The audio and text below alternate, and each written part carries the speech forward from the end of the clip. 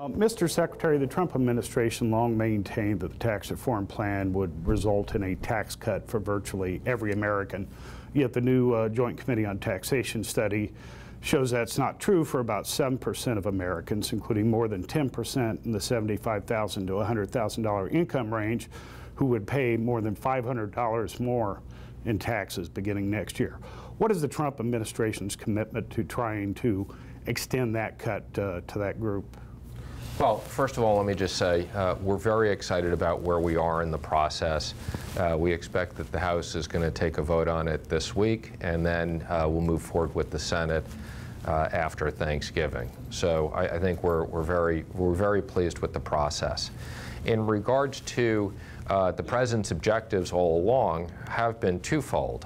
One, to make sure that we provide a middle-income tax cut, as you've suggested, and two, to make sure that we create a competitive business tax system.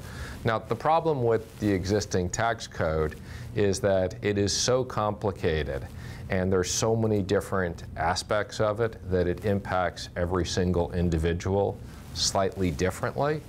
I think both the House and the Senate have done a terrific job in trying to make sure we get as broad as possible of a middle-income tax cut, and we'll continue to work with them as this goes through the process and ultimately goes to conference.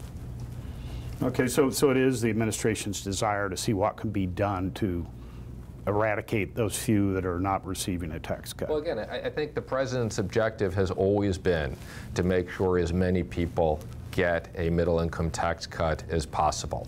And as I said, the tax code is so complicated that when you're trying to correct this, at times it's difficult to make sure that it's 100% across the board, but we're working very hard on that. And as I've said, we've run literally hundreds of examples. So when you run these distribution tables, again, they're very complicated how joint tax runs them. But I can tell you, we've literally run hundreds of examples, and we're looking at. Yesterday, I was in New Jersey. We're looking at how it impacts people in New Jersey without the state and local deductions. I was in California, the same thing. So we're working very closely with the local congressmen to make sure we meet their objectives. This plan is predicated on the premise that cutting the corporate tax rate from 35% to 20% would stimulate economic growth, increase business profits, and allow corporations to share those profits in the form of higher paychecks for workers. If that has not worked amid record corporate earnings, how would this plan translate into more money for average workers? Well, again, I think the problem today is we have a very uncompetitive business tax system. We have one of the highest corporate tax rates. We tax on worldwide income. We're one of the only countries that do that.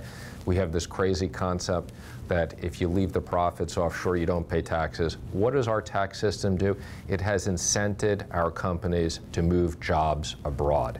So by making the system competitive, which one is dropping the rates significantly, and two, as importantly, is a territorial system which will bring trillions of dollars back onshore, we're confident that that will allow our companies to compete and have more jobs here and better paying jobs here.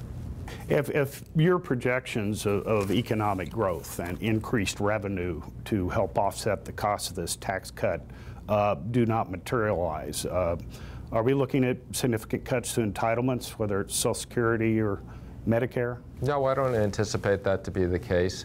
And again, I think we've been transparent with our growth projections, and we believe that we can get to 3% or higher sustained GDP, which will generate $2.5 trillion, but we only need $1 trillion to break even. And the reason why I say $1 trillion and not $1.5 trillion is because there's $500 billion difference between policy and baseline, and we really think we should be scoring this to policy. Okay, very good.